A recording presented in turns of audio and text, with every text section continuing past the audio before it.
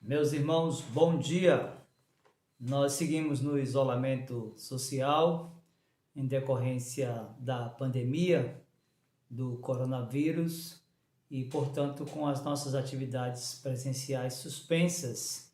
E vamos seguindo utilizando das mídias sociais, do canal do YouTube, do Facebook, do Instagram, também da Rádio 98, para dar provisão teológica à igreja. E nesta manhã, nesta devocional da Escola Dominical, eu quero lhe convidar a abrir a Escritura lá na Poesia dos Hebreus, Eclesiastes capítulo 4, a partir do versículo 9 até o versículo 12, é o texto para nossa instrução nesta manhã. Veja comigo aí, Eclesiastes capítulo 4, verso do 9 até o 12, a palavra de Deus nos diz assim: melhor serem dois do que um, porque tem melhor paga do seu trabalho. Porque se caírem, um levanta o companheiro. Ai, porém, do que estiver só, pois caindo não haverá quem o levante. Também se dois dormirem juntos, eles se aquentarão, mas um só como se aquentará? Se alguém quiser prevalecer contra um, os dois lhe resistirão. O cordão de 3 dobras não se rebenta com facilidade. Muito bem, nós temos tido conhecimento de que o isolamento social tem aumentado o número de divórcios. Isso começou lá na China e segue uma agenda que também já chegou em nosso país. Proporcionalmente, tem aumentado também a violência doméstica, o fato das pessoas estarem se reinventando e passaram a conviver durante um tempo mais prolongado, tem afetado muito as relações, de forma especial. Alguns casamentos têm mergulhado numa crise sem precedentes.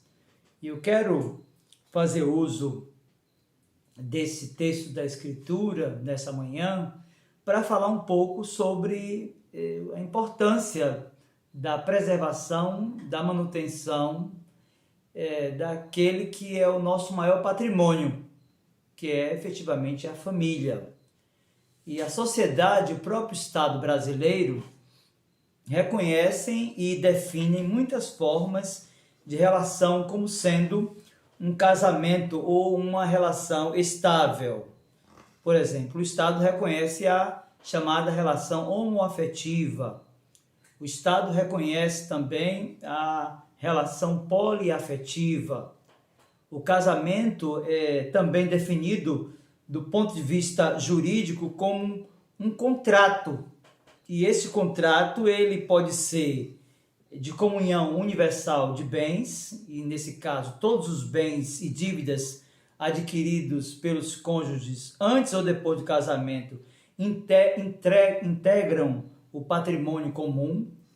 O casamento pode ser também por comunhão parcial de bens, nesse caso compartilha-se apenas aquilo que for adquirido enquanto durar a relação conjugal. O casamento, do ponto de vista de contrato, ele pode ser por separação total de bens. Nesse caso, cada cônjuge mantém o seu patrimônio próprio, tenha sido ele adquirido antes ou durante a relação conjugal. E o menos conhecido de todos os contratos, que é a participação final nos aquestos. Deixa eu explicar para você o que é que isso significa na prática. A ideia é de que o cônjuge que participou com mais recursos para comprar uma casa, por exemplo, permanece como detentor da maior parte do patrimônio.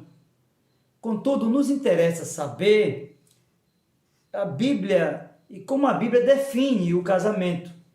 E o casamento, numa perspectiva bíblica, é uma aliança indissolúvel, monogâmica e heterossexual. De fato, há muitas formas de se compreender uma relação matrimonial, o texto bíblico do livro do Eclesiastes sinaliza uma definição que nós devemos considerar no mínimo como curiosa. O casamento aqui ele pode ser visto em Eclesiastes capítulo 4, como no texto lido, como uma agência de cooperação. O casamento como uma agência de cooperação, ele precisa ser visto no primeiro momento como uma agência de cooperação mútua. Veja, o texto de Eclesiastes capítulo 4, verso 9 diz: melhor é serem dois do que um, porque tem melhor paga do seu trabalho. Importa-nos, inicialmente, compreendermos o significado da palavra mútuo. Mútuo aqui é um adjetivo masculino que classifica algo que acontece reciprocamente entre duas ou mais pessoas. Especificamente aqui, como na passagem lida, a ideia é do valor do companheirismo entre um homem e uma mulher apenas. Esta necessidade, ela é percebida inicialmente nas primeiras páginas da Escritura, num drama vivido pelo homem antes da criação da mulher. Se você for ler a sua Bíblia, lá no livro do Gênesis, capítulo 1, verso 26, também capítulo 2, versos 18 a 23, você vai compreender um pouco dessa relação e de necessidade do casamento como uma agência de cooperação mútua. Veja, Gênesis capítulo 1, verso 26, também o 2, a partir do 18 ao 23, diz: também disse Deus, façamos o homem à nossa imagem, conforme a nossa semelhança. Tenha ele domínio sobre os peixes do mar, sobre as aves dos céus, sobre os animais domésticos, sobre toda a terra e sobre todos os répteis que rastejam pela terra. Disse mais o Senhor Deus: não é bom que o homem esteja só. Far-lhe-ei uma auxiliadora que lhe seja idônea. Havendo, pois, o Senhor Deus, formado da terra todos os animais do campo e todas as aves dos céus, trouxe-os ao homem para ver como esse lhe chamaria. E o nome que o homem desse a todos os seres viventes, esse seria o nome deles. Deu nome o homem a todos os animais domésticos, às aves dos céus e a todos os animais selváticos, mas para o homem, diz a Escritura, não havia ou não se achava um auxiliador a que ele fosse idônea. Então o Senhor Deus fez cair pesado sono sobre o homem e este adormeceu. Tomou uma das suas costelas e fechou o lugar com carne. E a costela que o Senhor Deus tomara ao homem, transformou-a numa mulher e lá trouxe. E disse o homem: esta, afinal, é osso dos meus ossos e carne da minha carne. Chamar-se-á varoa, porquanto do varão foi tomada. Nós precisamos de compreender que o casamento como agência de cooperação mútua revela algumas vantagens dos casados sobre os solteiros. E a primeira vantagem que os casados têm sobre o solteiro nessa relação de conceito do casamento como agência de cooperação mútua é que eles podem cooperar no estabelecimento do patrimônio material. Se você olhar para o texto lá do Eclesiastes capítulo 4, verso 9, você vai perceber isso comigo. Veja, Eclesiastes 4, 9 diz: melhor é serem dois do que um, porque tem melhor paga do seu trabalho. A ideia de paga do trabalho aqui, como no registro textual, tem uma relação com a construção do patrimônio material familiar. Você já parou para pensar quantas coisas um casal pode, durante a vida conjugal, construir juntos? Você já parou para pensar nesta realidade, agora olhando para a figura do solteiro, você percebe que há, de fato, quando há uma organização, sobretudo orçamentária, a possibilidade de que o casal possa avançar economicamente falando? Por isso, o casamento como uma agência de cooperação mútua, ela traz vantagem para os casados em detrimento dos solteiros, já que eles podem juntar patrimônio se eles forem disciplinados e tiverem toda uma educação financeira amparada pela execução de um planejamento financeiro. Mas o casamento como agência de cooperação mútua, ele traz também ao casal a possibilidade do estabelecimento do patrimônio imaterial. Veja, nós falamos inicialmente sobre patrimônio material, agora nós estamos discorrendo sobre o casamento como agência de cooperação mútua e a sua finalidade na construção do patrimônio imaterial. Daí nós precisamos de compreender o conceito de patrimônio imaterial. Deixa eu explicar para você. O patrimônio material é o conjunto de bens que tem valor, mas que não tem preço, porque não são negociáveis. Este patrimônio reúne conhecimentos, práticas e modos de vida e de expressão e é transmitido de geração a geração.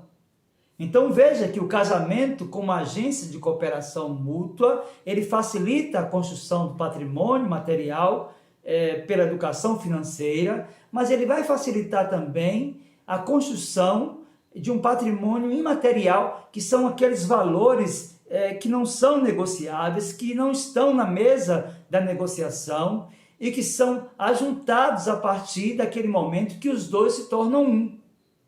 E os filhos são efetivamente os grandes beneficiários desse compêndio de cultura que os pais vão depositar sobre eles. Então, o casamento como agência de cooperação mútua, ele facilita a construção de patrimônio material, ele facilita a construção de patrimônio imaterial, mas ele também é o espaço da troca de experiência que só se vive nessa condição presente. E é importante que se diga que a Bíblia ensina que após a morte e ressurreição não haverá mais casamento. Se você abrir a Bíblia lá em Mateus capítulo 22, verso 30, você vai compreender o que é que eu estou falando. A Escritura lá nos diz assim: porque na ressurreição nem casam, nem se dão em casamento, são, porém, como anjos do céu. O casamento como agência de cooperação mútua favorece os cônjuges na construção do patrimônio material, do patrimônio imaterial e na experiência que só pode ser desfrutada nessa condição efêmera. Portanto, eu quero dar um aviso para você que é solteiro. Você deve se apressar em escolher o seu cônjuge, sobretudo você que é crente, que você deve escolher no Senhor, porque caso você parta para a eternidade, você vai partir sem essa experiência e lá também você não terá. É importante que se diga isso, considerando também aquilo que a Escritura recomenda ao homem. Homem aqui não somente no sentido de gênero, a figura masculina, mas de forma especial como gênero humano, de uma forma geral. Há uma recomendação na Escritura de que o homem se case e ele parta para essa experiência de uma relação de aliança indissolúvel e heterossexual. Veja, Gênesis capítulo 2, verso 24 diz: por isso deixa o homem pai e mãe, se une à sua mulher, tornando-se os dois uma só carne. Então nós já aprendemos nessa primeira lição, em Eclesiastes capítulo 4, a partir do versículo 9, também parte do versículo 10, que o casamento como agência de cooperação mútua, ele é o espaço para a construção de patrimônio material, e de forma especial é o lugar onde essa experiência singular só pode ser experimentada aqui. Mas há um segundo aspecto e uma segunda lição nesta manhã, nesse texto, e eu quero lhe convidar agora, debruçado sobre a sua Bíblia, a acompanhar a leitura de Eclesiastes capítulo 4, versos 10 e 11, porque aqui nós vamos encontrar um outro conceito dentro desse tema geral do casamento como agência de cooperação mútua. Veja, Eclesiastes capítulo 4, versos 10 e 11 diz: porque se caírem, um levanta o companheiro, ai porém do que estiver só, pois caindo não haverá quem o levante. Também, se dois dormirem juntos, eles se aquentarão, mas um só como se aquentará. Eu quero falar com você agora sobre o casamento como uma agência de cooperação relacional. E a ideia aqui se assemelha a um conceito de um sindicato, que é utilizado para referir-se a grupo de pessoas que compartilham espaço em comum e se reúnem com fins solidários entre si. A palavra sindicato tem origem no grego syndiké, que significa justo, protetor, e começou a ser utilizada a partir dos fenômenos causados pela Revolução Industrial e pelo surgimento de empresas industriais na Grã-Bretanha e em outros países europeus.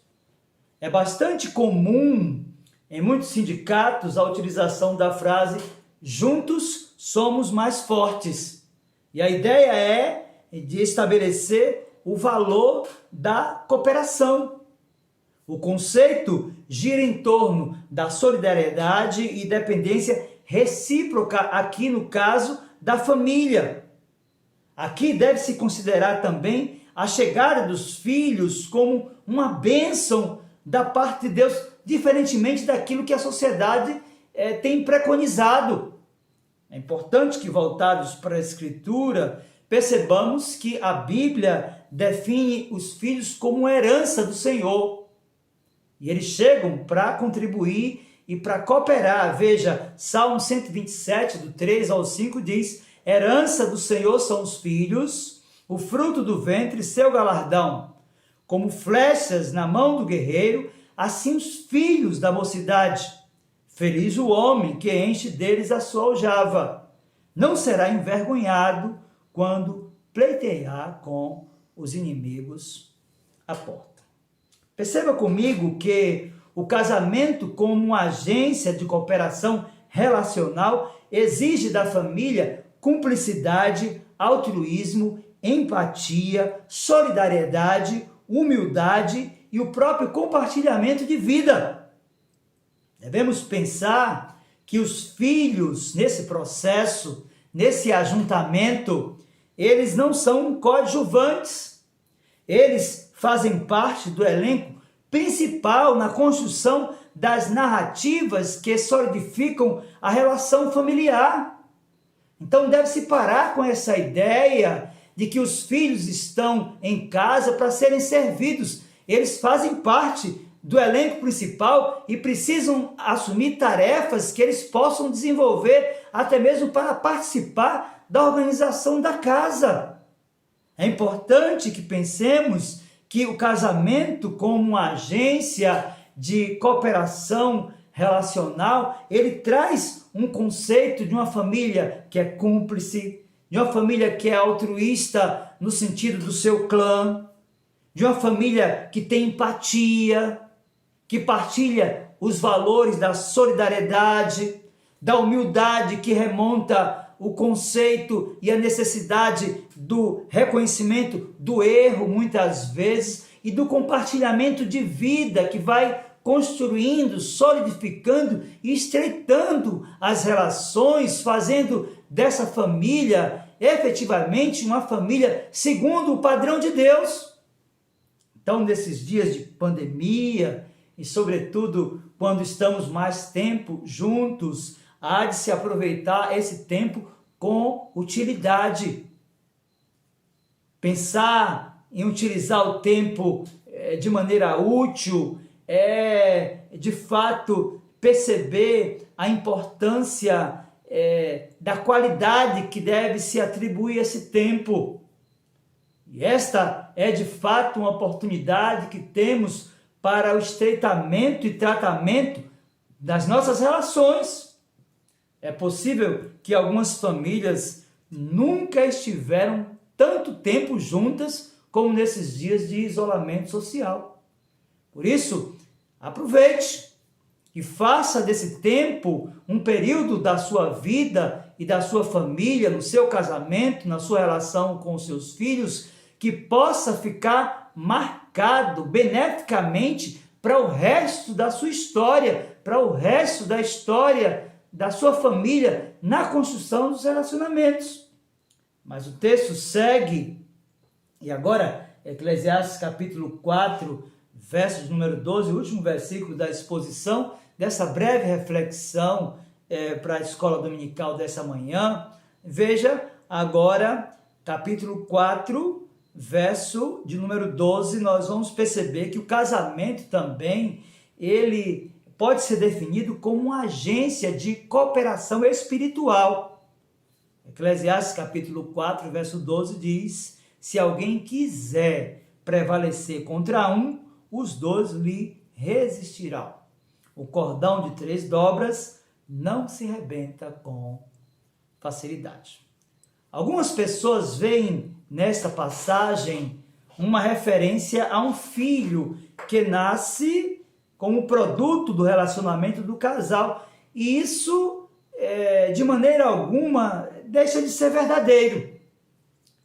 Nós sabemos que a proporção que a família cresce, ela se fortalece, e a chegada dos filhos é definida na Escritura como recebimento de uma herança e bem-aventurança que vem dos céus. Contudo, deve-se interpretar esta passagem olhando para os céus e não para a terra. Salomão declama uma linda poesia cujo objetivo é discorrer acerca da força de um casamento ou de qualquer aliança humana, quando Deus é o fio mestre que faz com que o cordão seja triplo. Do ponto de vista humano, nós devemos reafirmar que sem a presença de Deus na relação conjugal, o casamento sucumbirá diante, por exemplo, da inexperiência dos casais muito jovens, das crises e divergências de propósitos muito comuns quando se inicia uma relação muito cedo, por exemplo.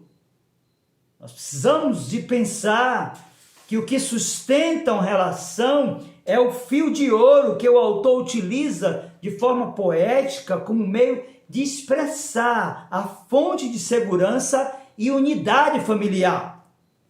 Este fio dourado aqui é um símbolo cuja realidade é a presença de Cristo, que é a base de uma família sólida, cuja casa é edificada na rocha, ou seja, nos seus próprios ensinos. É por isso que o poeta, inspirado pelo Espírito Santo, no registro da poesia, Eclesiastes capítulo 4, verso 12, disse: o cordão de 3 dobras não se rebenta com facilidade. Nós iniciamos esta breve devocional da nossa escola dominical definindo algumas formas de relacionamento conjugal que são considerados como casamento ou como união estável em nosso país.